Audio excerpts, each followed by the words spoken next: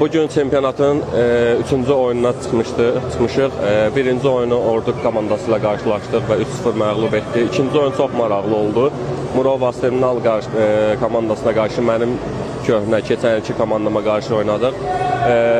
Gözəl oyun oldu, əzmkar mübarizə oldu. 3-2 Murov komandasının xeyrinə bitdi oyun, amma hər iki komanda demək olar ki, vuruşdu və qələbə qazanmaq uğrunda mübarizə apardı. Bugün 3-cü oyunumuzu Gənclər komandasına qarşı oynadıq. Gənclər komandası adından da göründüyü kimi gənc oyunculardan təşkil olunub və onlar məşqlər etdikcə, çempionatda çıxış etdikcə bəzi beynəlxalq yarışlarda da iştirak ediblər həmçinin. Bu onlar üçün böyük təcrübədir.